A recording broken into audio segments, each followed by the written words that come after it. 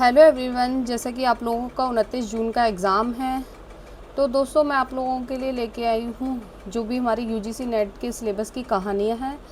ये कहानियाँ मैंने दृष्टि की गाइड से और अपने नोट्स के थ्रू आप लोगों को रिवाइज़ कराऊंगी। तो चलिए स्टार्ट करते हैं। पहली कहानी है चंद्रदेव से मेरी बातें। इसकी लेखिका है बंग महिला यानी कि राजेंद्र बाला घोष। इसका प्रकाशन वर्ष है 1904 और किस पत्रिका में प्रकाशित हुई थी? सरस्वती पत्रिका। ये कुछ महत्वपूर्ण और बेसिक तथ्य हैं। और ये किस शैली में है? पत्रात्मक शैली में है। इसको किसने हिंदी की पहली राजनीतिक कहानी माना है? तो भवदेव पांडे जी ने। कहानी के भीतर आए विषय वस्तु क्या क्या है?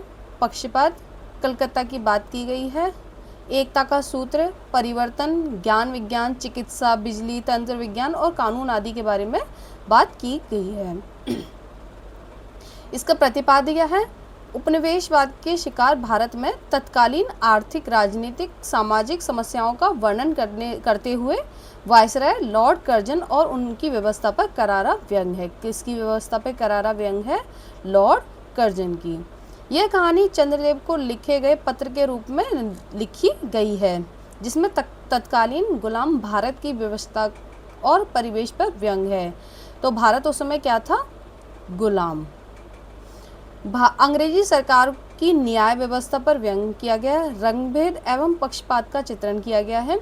सरकारी मिशन और कमीशन की उपयोगिता व प्रश्न चिन्ह, उच्च शिक्षित वर्ग को काठ की पुतलों से तुलना की गई है। भारत की दीनहीन व्यवस्था को देख लेने का आग्रह चंद्रदेव से।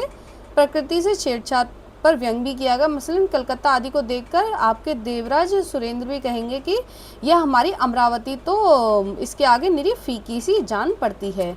कलकत्ता विश्वविद्यालय के विद्वानों पर भी व्यंग किया गया है। अब हम आते हैं इसके प्रमुख पात्र जो हैं वह लेखिका और चंद्रदेव। इस कहानी के प्रमुख जो उदाहरण हैं हम उनकी बात कर लेते हैं। भगवान चंद्रदेव, क्षमा कीजिए, आप तो अमर हैं, आपको मृत्यु कहाँ? तब परलोक बनाना कैसा? ओहो, देवता भी अपनी जाति के कैसे पक्षपाती होते हैं। देखो ना, चंद्रदेव को अमृत देख के उन्होंने अमर बना दिया। तब यदि मनुष्य होकर हमारे अंग्रेज अपनी जाति वालों का पक्षपात करें तो आश्चर्य ही क्या। अच्छा, यदि आपको अंग्रेज जाति की सेवा करना स्वीकार हो तो एक एप्लीकेशन हमारे आधुनिक भारत प्रभु लॉर्ड कर्जन के पास भेज देवें। यहाँ पे जो है पक्षपात का वर्णन किया गया है। आशा है कि आपको आदरपूर्वक अवश्य आह्वान करेंगे, क्योंकि आपका अधम भारतवासियों की भांति कृष्णांग तो नहीं है। तो कृष्ण मतलब काले रंग वाले भी नहीं हैं, आप गोरे हैं, जो आपको अच्छी नौकरी देने में उनकी गौरांग जाति कुपित हो टेकी। यहाँ पे पक्षपात का भी वर्णन है। मैं विश्वास करती हूँ कि जब लॉर्ड कर्जन हमारे भारत के स्थायी भाग्यविधाता बन के आवेंगे तब आपको किसी कमीशन का मेंबर नहीं तो किसी मिशन में भर्ती करके वे अवश्य ही भेज देंगे, क्योंकि लॉर्ड कर्जन को कमीशन और मिशन दोनों ही अत्यंत प्रिय हैं।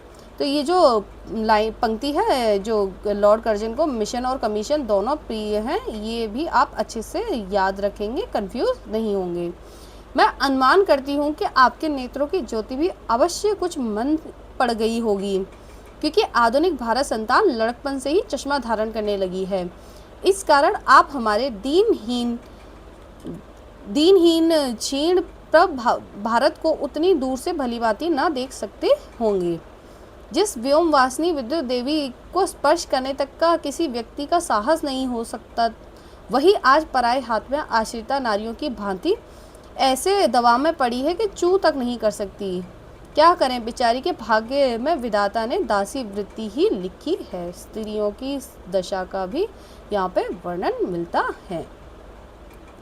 अब भारत में ना तो आपके और ना आपके स्वामी भुवन भास्कर सूर्य महाशय के ही वंशधरों का साम्राज्य है, और ना अब भारत की वह सस्य श्यामला स्वर्ण प्रसूता मूर्ति ही। अब तो आप लोगों के अज्ञात एवं एक अन्य द्वीपवासी परम शक्तिमान गौरंग महाप्रभु इस सुविशाल भारतवर्ष का राज्य वैभव भोग रहे हैं। अब तक मैंने जिन बातों का वर्णन आपसे स्थूल रूप में किया है, वह सब इन्हीं विद्या विशादर गौरांग प्रभुओं के कृपा कटाक्ष का परिणाम है।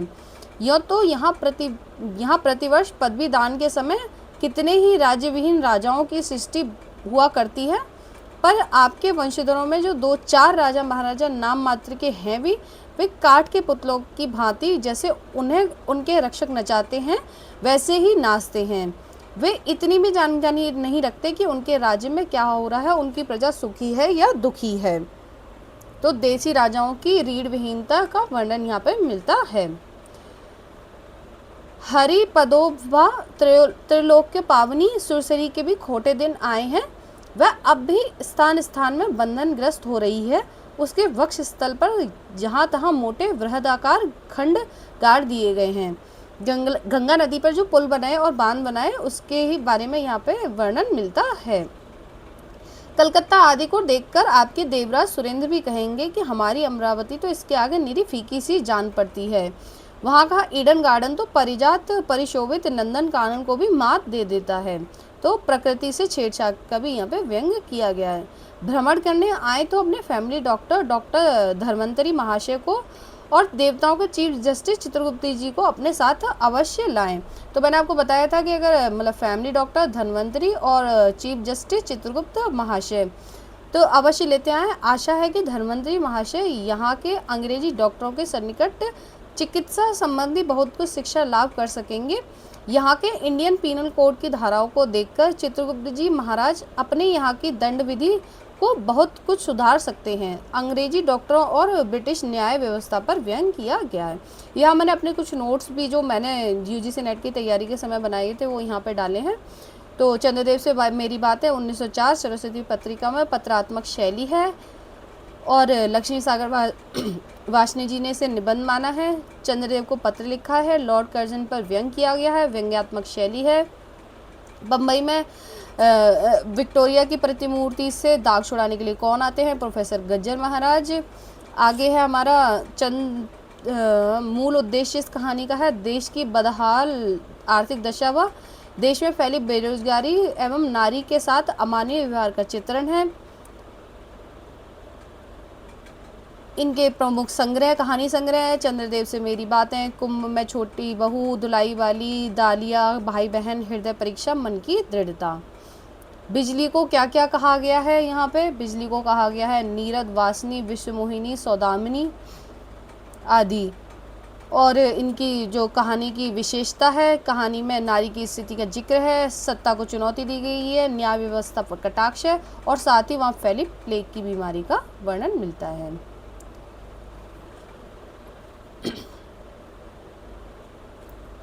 अब लॉर्ड कर्जन जो है भारत का अंग्रेजी शासक है, आधुनिक भारत के प्रभु हैं। चित्रगुप्त देवताओं के चीफ जस्टिस हैं और धन्वंतरी देवताओं के फैमिली डॉक्टर हैं। कार्तिकेय सेनापति हैं।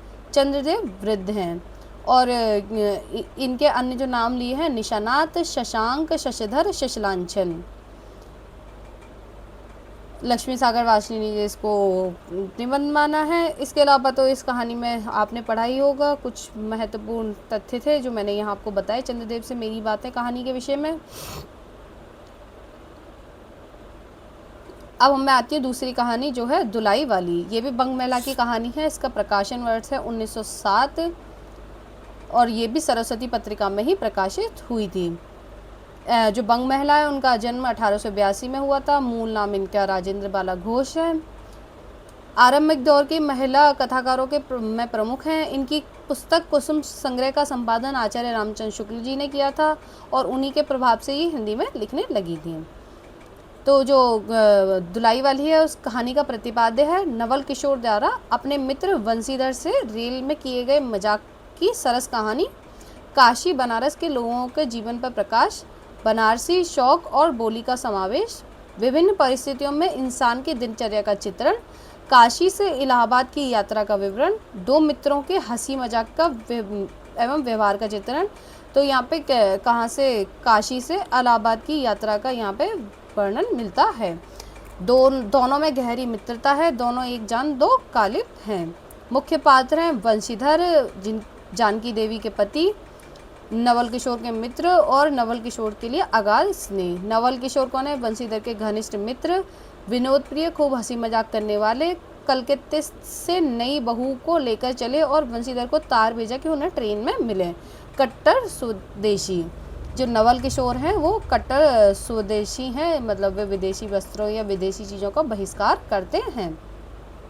जानकी बंशीधर की पत्नी, उन्हें नवल किशोर की हंसी मजाक पसंद नहीं है, हालांकि उनमें नवल के प्रति कोई दुराग्रह नहीं है। पारंपरिक भारतीय नारी थी, ससुराल से विदा होने पर रोने जैसे संस्कार इनमें विद्यमान थे। नवल किशोर की बहू, गौड़ पात्र जो है नवल किशोर की बहू सीता, जानकी देई की बहन, और सीता की उम्र 10 वर्ष है। इसके अलावा कहारिन जो मायके में नौकरानी है, 10 वर्ष।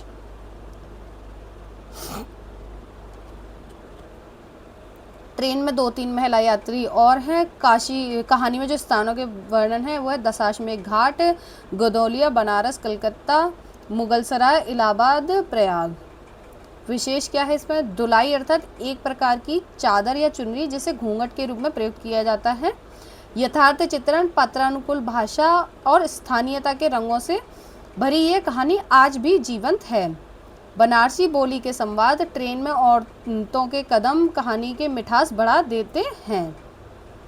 प्रमुख उदाहरण है, अरे इनकर मनई तो नाही आयलेन हो देखो रोवल करथईन, प्रयाग जी जहाँ मनई मकर नहाए जाला। ये कुछ स्त्रियों के जो बनारसी बोली में या कुछ कथन है। अब मैं अपने नोट्स के थ्रू आप लोगों को ये कहानी का थोड़ा प्रमुख तथ्य बता देती हूँ, प्रमुख पॉइंट्स। दुलाई वाली जो है बंगमेला की कहानी है, 1907 सरस्वती पत्रिका में प्रकाशित हुई। हास्य व्यंग मनोरंजन प्रधान कहानी है। इसके 4 परिच्छेद हैं। वंशीधर प्रमुख पात्र हैं, वंशीधर, नवल किशोर, जानकी देई, सीता, दुलाई वाली। काशी से इलाहाबाद ट्रेन जा रही है और जो सीता है उसकी उम्र 10 वर्ष है और ये वंशीधर की साली है, जानकी की बहन है। और नवल किशोर की ससुराल है कलकत्ता में। इसके अलावा कुछ और पहले खंड में है नवागत मनुष्य यानी वंशीधर और उसकी पत्नी अर्थात जानकी देई का वार्तालाप। इस खंड में बनारस के दशाश्वमेध घाट का वातावरण है। दूसरे खंड में है वंशीधर और जानकी देवी का इक्के में सवार होकर मुगलसराय जाने का वर्णन। इस खंड में जानकी देवी की बहन सीता, विधवा माँ और भाई की पारिवारिक स्थिति का वर्णन है। वंशीधर का चरित्र चित्रण एक दिखावा करने वाले व्यक्ति के रूप में हुआ है। तीसरे खंड में मिर्जापुर स्टेशन का वर्णन है, यहीं पे दुलाई वाली मतलब महिला की एंट्री होती है। चौथे खंड में है इलाहाबाद रेलवे स्टेशन की घटनाओं और संवादों का वर्णन। वर्णित स्थान है काशी, आगरा, इलाहाबाद, बनारस, मिर्जापुर, सिकरौल, नैनी, मुगलसराय, कलकत्ता, राजघाट। गोपाल राय ने दुलाई वाली कहानी को चुहल बोध की कहानी कहा है, ये एक महत्वपूर्ण तथ्य हो सकता है। नवल किशोर बंशीधर की माँ से, बुआ ए बुआ देखो तुम्हारी बहू पूड़ियाँ खा रही है। ये कुछ मजाक जो जानकी देई के साथ नवल किशोर ने किया था। वंशीधर का ये एक प्रमुख कथन है, इक्के की सवारी तो भले घर की स्त्रियों के बैठने लायक नहीं होती। गाड़ी वाले ने जो किराया मांगा था वो 1.5 रुपये मांगा था, इसलिए बंशीधर पहले तो इक्के के खिलाफ थे, लेकिन बाद में इक्के से ही अपनी पत्नी जानकी को लेके जाते हैं। लेखक का इस कहानी का एक प्रमुख कथन है, पर इस अस्थिर संसार में स्थिरता कहाँ, यहाँ कुछ भी स्थिर नहीं। ये एक महत्वपूर्ण कथन हो सकता है कि अस्थिर संसार में स्थिरता कहाँ, यहाँ कुछ भी स्थिर नहीं। ये एक इम्पोर्टेंट कथन है, आप लोग प्लीज़ मार्क करके चलिए किस कहानी का है, दुलाई वाली कहानी का। वंशीधर स्वयं से, आज कैसी बुरी सायत में घर से निकले हैं कि एक के बाद दूसरी आफत में फंसते चले आ रहे हैं। तो यही प्रमुख तथ्य थे कहानी के बारे में। और इसके बाद हम अपनी तीसरी कहानी एक टोकरी भर मिट्टी पढ़ते हैं। तो एक टोकरी भर मिट्टी कहानी, इसका प्रकाशन वर्ष 1901 है, छत्तीसगढ़ मित्र पत्रिका में छपी थी। देवी प्रसाद वर्मा और अधिकांश विद्वानों द्वारा इसे हिंदी की पहली मौलिक कहानी माना गया है। ये एक आदर्शवादी कहानी है। आप ये तथ्य अच्छे से याद रखेंगे। कैसी कहानी है? एक आदर्शवादी कहानी है। प्रतिपाद्य क्या है इसका? जमींदार द्वारा अपने महल के अहाते के लिए एक बूढ़ी विधवा की झोपड़ी हटाने और जमींदार की आंखें खुलने के पश्चात झोपड़ी की जमीन वापस करने की छोटी सी आदर्शवादी कहानी है। प्रमुख पात्र इसके हैं बुजुर्ग विधवा, अपने बहू और पुत्र की मौत देख चुकी है, अब एकमात्र पोती ही उसके जीने का सहारा है। जमींदार दम्भी व्यक्तित्व, बाद में टोकरी पर मिट्टी न उठा पाने पर अहंकार का तिरोहित हो जाना। गौड़ पात्र है बुजुर्ग विधवा की पोती, जमींदार का वकील। विशेष क्या है इसके बारे में? विशेष है विधवा बुजुर्ग महिला की पीड़ा, शोषण का चित्रण, कहानी की मूल संवेदना है हृदय परिवर्तन। तो ये कैसी कहानी है? हृदय परिवर्तन की आदर्शवादी कहानी है। अपनी मिट्टी से प्रेम का संदेश, जमींदार का अहंकार और अंत में उसका हृदय परिवर्तन, लाचार कानून व्यवस्था का जिक्र, मानवता का संदेश। जमींदार के हृदय परिवर्तन के साथ कहानी समाप्त होती है। वर्ग भेद है गरीब बुजुर्ग महिला, अमीर जमींदार। कहानी का केंद्रीय तत्व आदर्शवाद है। ये आप तथ्य को याद रखेंगे। कहानी आदर्शवादी कहानी है। माफी चाहूंगी। प्रमुख उद्धरण है, किसी श्रीमान जमींदार के महल के पास एक गरीब अनाथ विधवा की झोपड़ी थी। जमींदार साहब को अपने महल का हाथा उस झोपड़ी तक बढ़ाने की इच्छा हुई। विधवा से बहुतेरे कहा कि अपनी झोपड़ी हटा ले, पर वह तो नहीं, कई जमाने से वहां बसी थी। उसका प्रिय पति और इकलौता पुत्र भी उसी झोपड़ी में मर गया था। पतोहू भी एक 5 वर्ष की कन्या को छोड़कर चली गई थी। तो कन्या जो उसकी पोती है, कितने वर्ष की पतोहू, जब उसकी बहू मरी थी तब वो पोती कितने वर्ष की थी? तो 5 वर्ष की। उस झोपड़ी में उसका मन लग गया था और बिना मरे वहां से वह निकलना नहीं चाहती थी। बाल की खाल निकालने वाले वकीलों की थैली गरम कर उन्होंने अदालत से झोपड़ी पर अपना कब्जा करा लिया। कानून व्यवस्था का दुरुपयोग कर उस बुजुर्ग महिला को वहां से निकाल दिया। तो बाल की खाल निकालने वाले वकीलों की थैली गरम, मतलब उनको रिश्वत दी। तो ये भी एक महत्वपूर्ण कथन है। जब से यह झोपड़ी छूटी है तब से मेरी पोती ने खाना पीना छोड़ दिया है। मैंने बहुत कुछ समझाया पर वह एक नहीं मानती। यही कहा करती है कि अपने घर चल, वहीं रोटी खाऊंगी। अब मैंने यह सोचा कि झोपड़ी में से एक टोकरी मिट्टी लेकर उसी का चूल्हा बनाकर रोटी पकाऊंगी। इससे भरोसा है कि यह रोटी खाने लगेगी। अगला पॉइंट है, विधवा झोपड़ी के भीतर गई। वहां जाते ही पुरानी बातों का स्मरण हो आया। अपनी मिट्टी के प्रति स्नेह से उसकी आंखों में आंसू की धारा बहने लगी। अपने आंतरिक दुख को किसी तरह संभालकर उसने अपनी टोकरी मिट्टी से भर ली और बाहर ले आई। यह विधवा ने कहा, महाराज नाराज ना हो, आपसे एक टोकरी भर। जब विधवा द्वारा जमींदार से टोकरी भर मिट्टी उठाने के लिए कहा जाता है और जब जमींदार साहब से उठती नहीं है तब विधवा कहती है, महाराज नाराज ना हो, आपसे एक टोकरी भर मिट्टी नहीं उठाई जाती और इस झोपड़ी में तो हजारों टोकरियां मिट्टी पड़ी है। इसका भार आप जन्म भर क्यों कर उठा सकेंगे? आप ही इस बात पर विचार कीजिए। जमींदार साहब धन मर्द से गर्वित हो अपना कर्तव्य भूल गए थे, पर विधवा के उपयुक्त वचन सुनते ही उनकी आंखें खुल गईं। कृत कर्म का पश्चाताप कर उन्होंने विधवा से क्षमा मांगी और हृदय परिवर्तन होने से उनकी झोपड़ी वापस कर दी। यहाँ कुछ मेरे नोट्स हैं। माधवराव सप्रे जी का जन्म 19 जून 1871 मध्य प्रदेश में हुआ था। मृत्यु 1926 में हुई थी। कहानी 1901 में छत्तीसगढ़ मित्र में छपी थी और छत्तीसगढ़ मित्र का प्रकाशन 1900 से हो रहा था बिलासपुर से, और ये एक मासिक पत्रिका थी। कहानी की शैली है कथात्मक शैली। आधुनिक समीक्षकों ने इसे हिंदी की पहली मौलिक कहानी माना है। विषय वस्तु मैंने आप लोगों को बता ही दी है कि हृदय परिवर्तन और गांधीवादी सिद्धांतों से जुड़ी हुई है। पात्र 5 वर्षीय कन्या को छोड़कर उसकी पतोहू चल बसी थी। ये प्रमुख तथ्य है। माधवराव सप्रे जी के कुछ प्रमुख कथन, यहाँ पे मैंने एक प्रमुख कथन लिखे हैं। जिस शिक्षा से स्वाभिमान की वृत्ति जागृत नहीं होती वह शिक्षा किसी काम की नहीं। ये कथन किसका है? माधवराव सप्रे जी का। विदेशी भाषा में शिक्षा होने के कारण हमारी बुद्धि भी विदेशी हो गई है।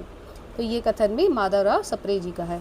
नीचे कुछ महत्वपूर्ण कथन है, जैसे गोपाल राय जी का कथन है, संवेदना के क्षण की अभिव्यक्ति की दृष्टि से इसे हिंदी की पहली कहानी के रूप में मान्यता देते हुए इसकी भाषा को ठेठ देशी हिंदी बताया है। तो संवेदना के क्षण की अभिव्यक्ति की दृष्टि से हिंदी की पहली कहानी माना है गोपाल राय जी ने एक टोकरी भर मिट्टी को। प्रोफेसर सत्यकाम ने इसे एक प्रतीकात्मक कहानी माना है। और देवी प्रसाद वर्मा जी के बारे में तो आपको पता ही है कि एक टोकरी भर मिट्टी को हिंदी की प्रथम कहानी माना है। फर्स्ट लाइन है, किसी श्रीमान जमींदार के महल के पास एक गरीब अनाथ विधवा की झोपड़ी थी। इसके अलावा तो मैंने आपको सारे तथ्य बता ही दिए हैं। और हृदय परिवर्तन कहानी में होता है। अगली कहानी है हमारी राही, जो कि सुभद्रा कुमारी चौहान जी की कहानी है। यहाँ पे मुक्तिबोध जी का सुभद्रा कुमारी चौहान जी के बारे में एक प्रमुख कथन है। सुभद्रा चौहान नारी के रूप में ही रहकर साधारण नारी की आकांक्षा और भावों को व्यक्त करती हैं। बहन, माता, पत्नी के साथ साथ एक सच्ची देश सेविका के भाव उन्होंने व्यक्त किए हैं। उनकी शैली में वही अकृत्रिमता और स्पष्टता है जो उनके जीवन में है। तो ये महत्वपूर्ण कथन है, आप लोग इसको ज़रूर याद रखिएगा। ये जो इनकी राही कहानी है संग्रह सीधे साधे चित्र संग्रह में है, जिसका प्रकाशन है 1947।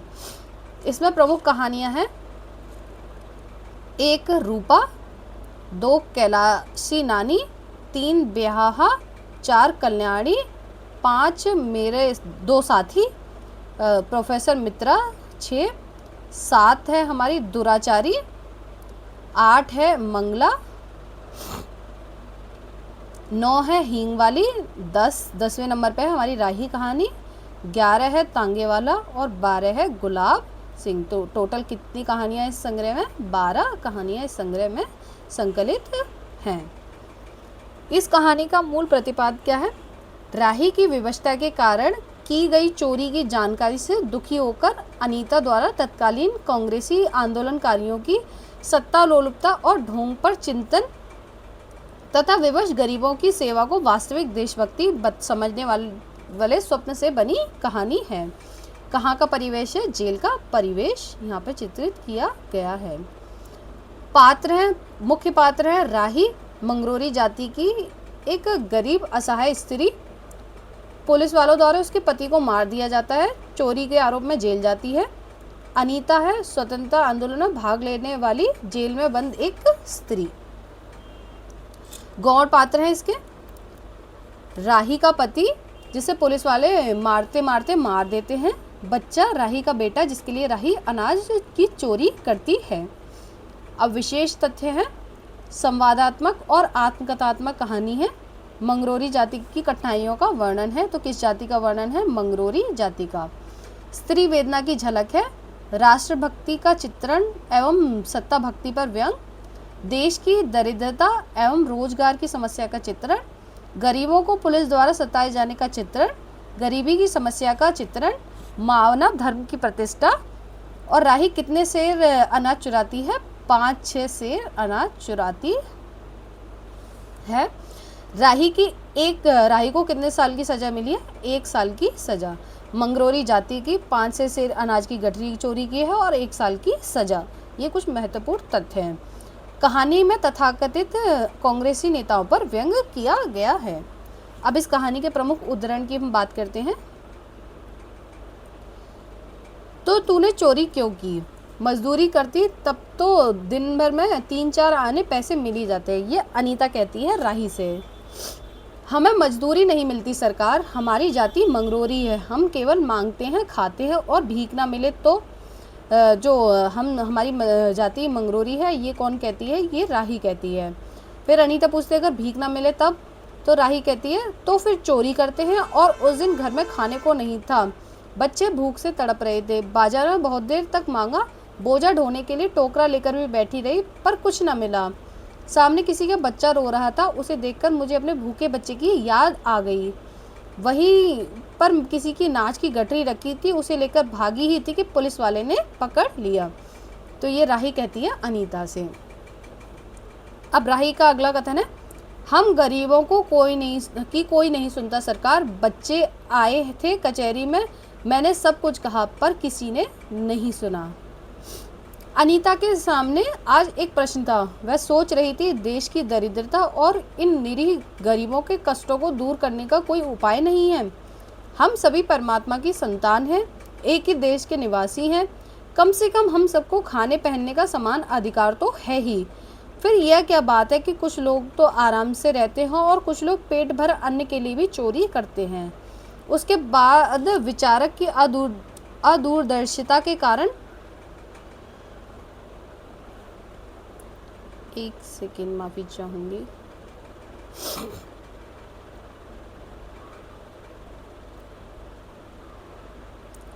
विचारक की अदूरदर्शिता के कारण या सरकारी वकील के चातुर्यपूर्ण जिरह के कारण छोटे छोटे बच्चों की माताएं जेल भेज दी जाती हैं, उनके बच्चे भूखे मरने के लिए छोड़ दिए जाते हैं, और एक और तो ये कैदी है जो जेल आकर सचमुच जेल जीवन के कष्ट उठाती हैं, और दूसरी ओर हम हैं जो अपनी देशभक्ति और त्याग का ढिंडोरा पीटते हुए जेल आते हैं।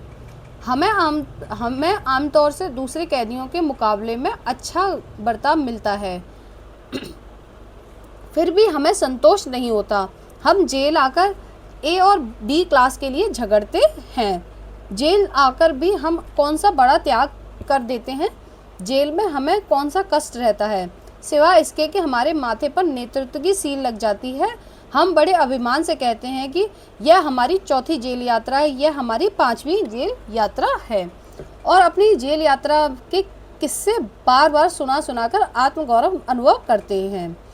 तात्पर्य यह कि हम जितनी बार जेल जा चुके होते हैं, उतनी ही सीढ़ी हम देशभक्ति और त्याग से दूसरों से ऊपर उठते जाते हैं, और इसके बल पर जेल से छूटने के बाद कांग्रेस को राजकीय सत्ता मिलते ही हम मिनिस्टर और स्थानीय संस्थाओं के मेंबर और क्या क्या हो जाते हैं। आगे अनीता सोचती है, कल तक जो खद्दर भी ना पहनते थे, बात बात पर कांग्रेस का मजाक उड़ाते थे, कांग्रेस के हाथों में थोड़ी शक्ति आते ही वे कांग्रेस के भक्त हो गए हैं, खद्दर पहनने लगे हैं, यहाँ तक कि जेल में भी दिखाई पड़ने लगे। वास्तव में यह देशभक्ति है या सत्ता भक्ति? आगे अनीता कहती है, वास्तव में सच्ची देशभक्ति तो इन गरीबों के कष्ट निवारण में है। ये कोई दूसरे नहीं है, हमारी ही भारत माता की संतानें हैं।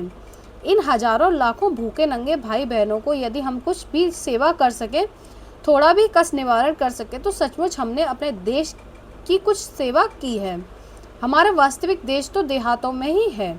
किसानों की दुर्दशा से हम सभी थोड़े बहुत परिचित हैं, पर इन गरीबों के पास न घर न द्वार, अशिक्षा और अज्ञान का इतना गहरा पर्दा इनकी आंखों पर है कि होश संभालते ही माता पुत्री को और सास बहू को चोरी की शिक्षा देती है। तो ये एक महत्वपूर्ण तथ्य है कि माता पुत्री को और सास बहू को चोरी की शिक्षा देती है।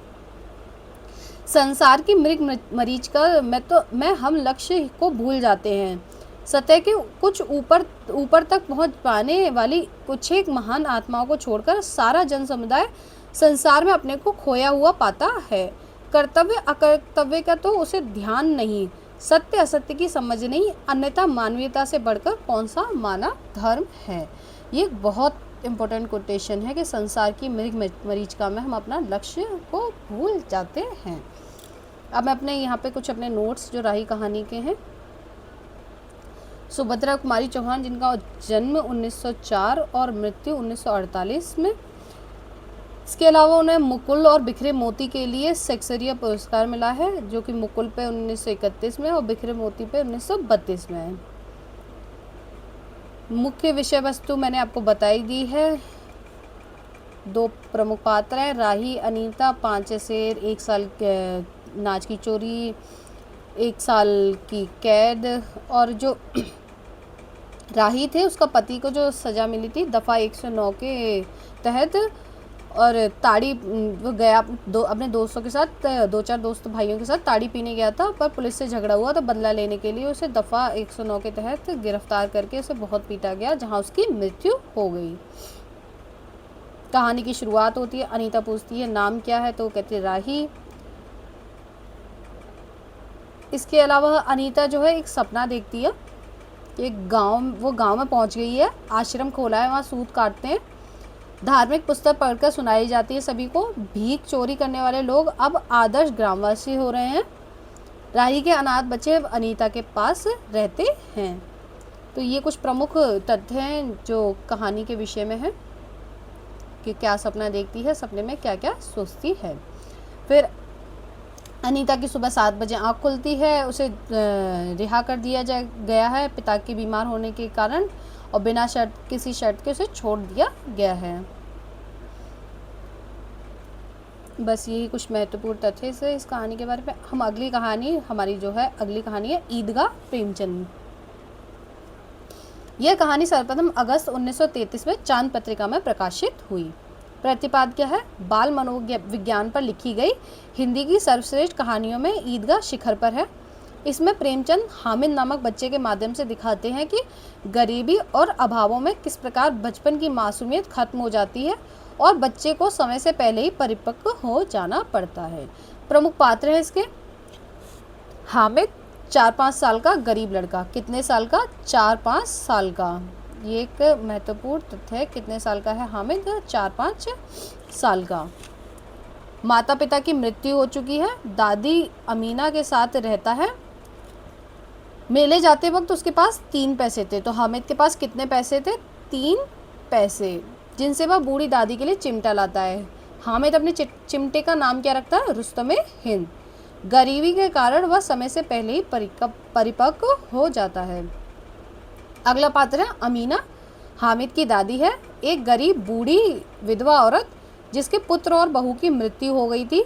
लोगों का कामकाज करके और खुद का और हामिद का पालन पोषण करती है।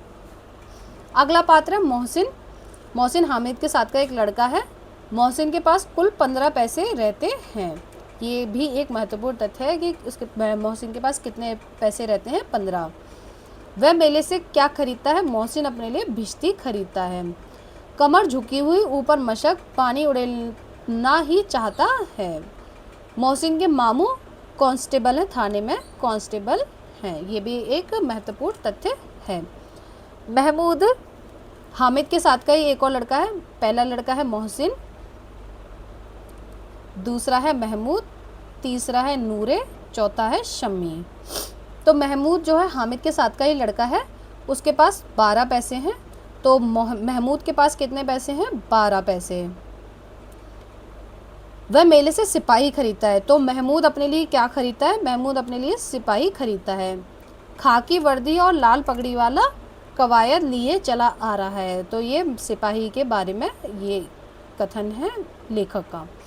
अगला पात्र है नूरे, हामिद के साथ का ही लड़का है, मेले से वकील खरीदता है। तो नूरे क्या खरीदता है? वकील। आप याद रखेंगे, हामिद ने तो चिमटा खरीदा है, मोहसिन ने बिश्ती, महमूद ने सिपाही, नूरे ने वकील।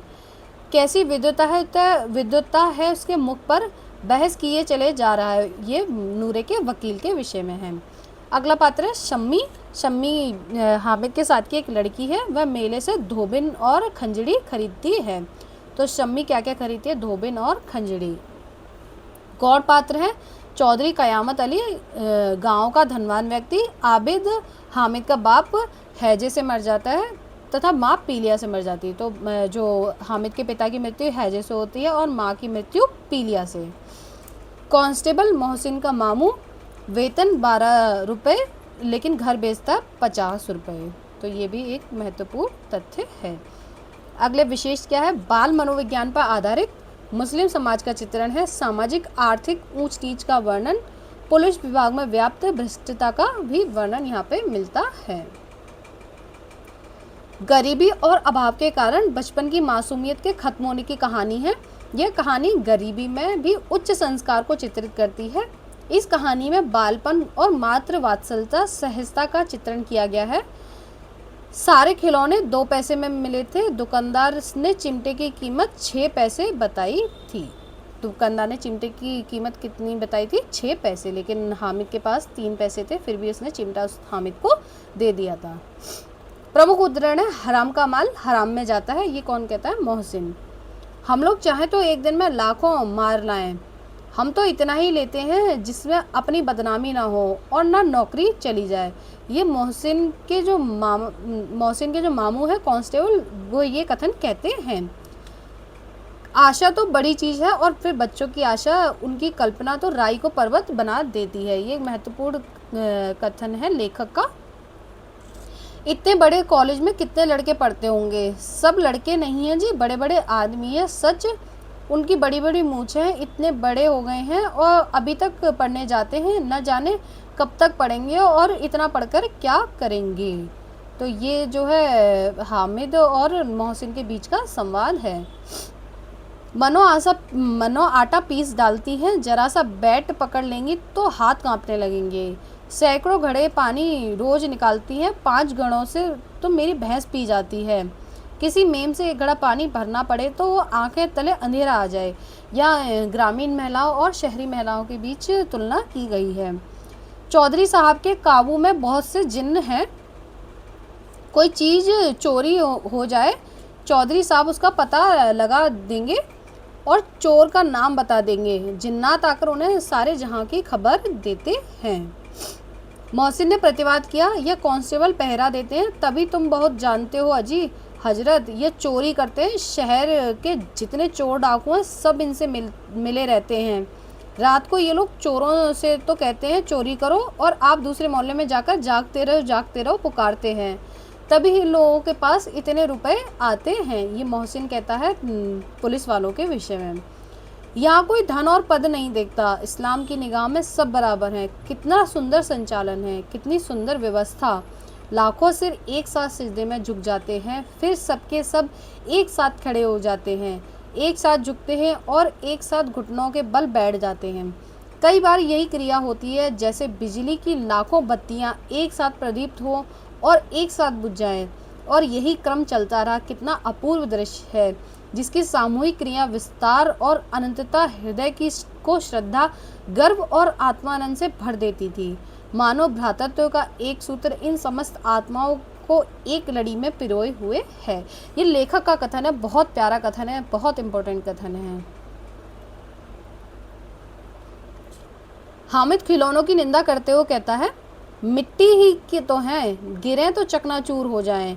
लेकिन ललचाई हुई आंखों से खिलौनों के देख रहा है और चाहता है कि जरा देर के लिए उन्हें हाथ में ले सकता।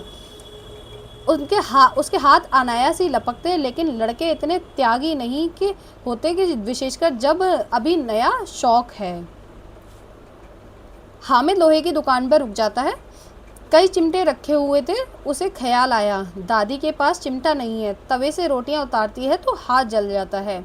अगर वह चिमटा ले जाकर दादी को दे दे तो वह कितना प्रसन्न होगी, फिर उनकी उंगलियां कभी न जलेंगी। घर में एक काम की चीज़ हो जाएगी। खिलौनों से क्या फ़ायदा, व्यर्थ में पैसे खराब होते हैं। हामिद बोलते, चिमटा कितने काम की चीज़ है। रोटियां तवे से उतार लो, चूल्हे में सेंक लो। कोई आग मांगने आए तो चटपट चूल्हे से आग निकाल कर उसे दे दो। अम्मा बेचारी को कहाँ फुर्सत की बाजार आए और इतने पैसे भी कहाँ मिलते हैं, रोज़ हाथ जला लेती हैं।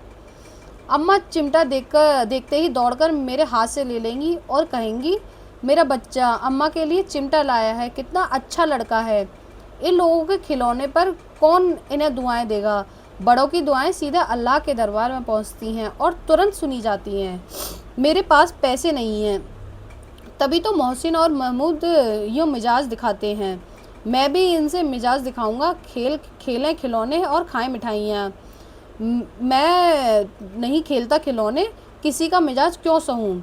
मैं गरीब से ही किसी से कुछ मांगने तो नहीं जाता। आखिर अब्बाजान कभी ना कभी आएंगे, अम्मा भी आएंगी ही। फिर इन लोगों से पूछूंगा कितने खिलौने लोगे। एक एक को टोकरियां खिलौने दूंगा और दिखा दूंगा कि दोस्तों के साथ इस तरह का सलूक किया जाता है। तो बच्चे की आशा कितनी कोमल और पवित्र होती है। अगला है, अभी कंधे पर रखा बंदूक हो गई, हाथ में लिया तो फ़कीरों का चिमटा हो गया। चाहूँ तो इससे मजीरे का काम ले सकता हूँ। एक चिमटा जमा दूँ तो तुम लोगों के सारे खिलौनों की जान निकल जाए। तुम्हारे खिलौने कितना ही जोर लगाएं, मेरे चिमटे का बाल भी बांका नहीं कर सकते। मेरा बहादुर शेर है चिमटा। आग में बहादुर ही कूदते हैं। ये सारे कथन हामिद के हैं। जनाब, तुम्हारे ये वकील, सिपाही और बिश्ते लौंडियों की तरह घर में घुस जाएंगे। आग में कूदना वह काम है जो यह रुस्तम हिंद ही कर सकता है। कानून मुंह से बाहर निकलने वाली चीज़ है, इसके पेट के अंदर डाल दिया जाना बेतुकी सी बात होने पर भी कुछ नयापन रखती थी। बुढ़िया का, ये लेखक का कथन है, बुढ़िया का क्रोध तुरंत स्नेह में बदल गया, और स्नेह भी वह नहीं जो प्रगल्भ होता है और अपनी सारी कसक शब्दों के बिखेर देता है। यह मूक स्नेह था, खूब ठोस और रस स्वाद से भरा। बच्चे में कितना त्याग और सद्भाव, कितना विवेक है। लेखक कहता है, बच्चे हामिद ने बूढ़े हामिद का पाठ खेला। बुढ़िया अमीना बालिका अमीना बन गई। वह रोने लगी, दामन फैलाकर हामिद को दुआएं देती जाती थी और आंसुओं की बड़ी बड़ी बूंदें गिराती जाती थी। हामिद इसका रहस्य क्या समझता। अब जो यहाँ पे मेरे कुछ नोट्स हैं, ये जो ईदगाह कहानी है मानसरोवर भाग 1 में संकलित है। तो मानसरोवर भाग 1 में 27 कहानियाँ हैं। यहाँ से सारी कहानियाँ आप लोग देख लेंगे। शिकार, शांति, धिक्कार, लांछन, अनुभव, अलग्योझा, घर जमाई, घास वाली सुभागी, पूस की रात, आखिरी हीला, तवान, स्वामिनी, गीला, झांकी, कायर, गुल्ली डंडा, रसिक संपादन, ज्योति, ईदगाह, दिल की रानी, नशा, मनोवृत्ति, बड़े भाई साहब।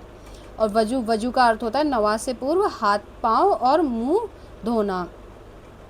इस कहानी के विषय में कमल किशोर गोयनका जी का कथन है, इस कहानी में मुस्लिम समाज के त्यौहार ईद का बड़ा मनोरम वर्णन है। प्रेमचंद संभवतः हिंदी के पहले कथाकार हैं जिन्होंने मुस्लिम समाज, धर्म और संस्कृति के बड़े ही वास्तविक चित्र प्रस्तुत किए हैं। यहाँ कुछ मेरे नोट्स हैं, जहाँ पे हामिद के अब्बू की मौत हैजे से होती है, माता की पीलिया से, 3 पैसे रहते हैं, 4-5 साल का बच्चा है, शहरी और ग्रामीण परिवेश का चित्रण है। कुछ गौण रूप से लोगों पात्रों के नाम आए, जैसे धोबिन, नाइन, मेहतरानी, चूड़ीहारिन, ग्वारिन। इसके अलावा हामिद के पास 3 पैसे थे, उसने चिमटा खरीदा। मोहसिन के पास 15 पैसे थे, जिसने बिश्ती खरीदी। समी खंजरी प्रस धोबिन लेती है। नूरे के पास वकील है। महमूद सिपाही खरीदता, इसके बाद 12 पैसे हैं। अमीना ने ईद को क्या कहा। अमीना ने ईद को निगोड़ी कहती है, ये एक महत्वपूर्ण तथ्य है। मोहसिन के मामा कांस्टेबल है। इसके अलावा तो मैंने आप लोगों को बता ही दिया है। एक महत्वपूर्ण कथन है कि वृक्षों पर अजीब हरियाली है, खेतों में कुछ अजीब रौनक है, आसपास पर कुछ अजीब लालिमा, आसमान में पर कुछ अजीब लालिमा है। आज का सूर्य देखो कितना प्यारा, कितना शीतल है, यानी संसार को ईद की बधाई दे रहा है। हामिद के लिए, उसके लिए मरने जीने से क्या मतलब, उसके अंदर प्रकाश है, बाहर आशा। हामिद के मदरसे में 2-3 बड़े बड़े लड़के पढ़ते हैं, बिल्कुल 3 कौड़ी के, मतलब बिल्कुल ही बेकार है पढ़ने में।